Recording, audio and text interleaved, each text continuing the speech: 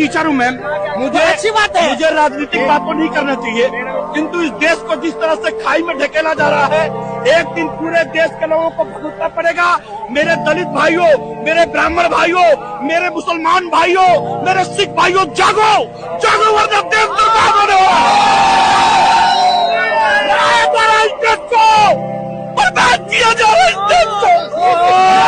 व्यक्ति ने जो कहा है, जिसे आप सेंटिमेंटल फूल कह सकते हैं, मूर्ख कह सकते हैं, बेवकूफ़ कह सकते हैं, उसने एकदम अक्षरशः सत्य कहा है कि देश को बर्बाद किया जा रहा है। और अगर देश की आम जनता यूं ही जाति धर्म आदि में बटी रहेगी और इस पर्दे के पीछे के खेल को नहीं देख पाएगी, तो निश्चित रूप से वो जो व्यक्ति कह रहा है वो सच होने जा रहा है। आने वाले दशकों में सच आज ही है। आम आदमी कैसे जीवन यापन कर रहा है इस देश का, ये आपसे नहीं छुपा है, क्योंकि मैं समझता हूँ मुझको सुनने वाले अधिकांश जो आम आदमी ही होंगे। तो अपने जीवन स्तर को देखिए कि आपका क्या हक, क्या अधिकार था और आपको क्या मिल रहा है। चारों तरफ रिश्वतखोरी भ्रष्टाचार से पीड़ित है आप, फिर भी आप सोए हुए हैं। ये अफसोस का विषय है कि फिर भी आप सोए हुए हैं, फिर भी आप फिर से जाति और धर्म के नाम पे वोट देने के लिए तैयार बैठे हुए हैं।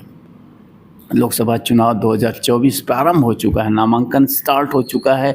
आजमगढ़ को एज एग्जाम्पल ले लीजिए, आजमगढ़ के प्रत्याशियों को देख लीजिए कि ये कौन लोग हैं और क्यों हैं आजमगढ़ में, और आप क्यों इन्हें वोट दे रहे हैं, क्यों इनका समर्थन कर रहे हैं, इसका मूल्यांकन करिए। Why you are supporting this kind of people, जिनका आजमगढ़ से कुछ लेना देना नहीं है, जिनके अंदर वो कैलिबर नहीं है, वो व्यक्तित्व नहीं है। आप जानते हैं कि ये इनसे बेहतर, इनसे लाखों दर्जे बेहतर लोग आजमगढ़ में हैं, फिर भी उनको टिकट नहीं मिल रहा है क्योंकि पब्लिक उनका साथ नहीं दे रही है।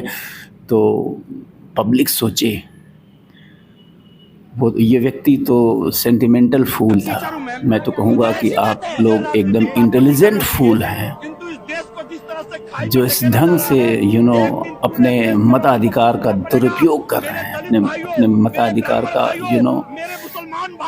एकदम इस्तेमाल नहीं कर पा रहे हैं। आई विल से आपको अपने मत के अधिकार का जरा सा अनुमान नहीं है। आप लूट रहे हैं और उन्हीं लूटने वालों का साथ भी दे रहे हैं, जय जयकार कर रहे हैं।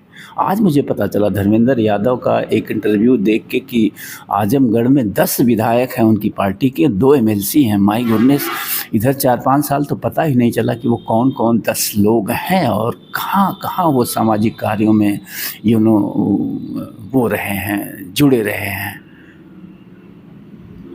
तो कहने का तात्पर्य है कि इस देश को सच में बर्बाद किया जा रहा है इस राजनीतिक व्यवस्था द्वारा, जिसके हिस्सेदार हम भी उतने ही हैं। इसके लिए किसी राजनीतिक दल को दोष नहीं दिया जा सकता है। अंतिम दोषी अगर कोई है, पहला और अंतिम दोषी लोकतंत्र में अगर कोई है तो लोग हैं, जिनके पास मत का अधिकार है, जिनके मतों से सरकारें बनती हैं, जिनके मत से सांसद विधायक बनाए जाते हैं। सिर्फ और सिर्फ वही दोषी हैं, सिर्फ और सिर्फ हम और आप दोषी हैं।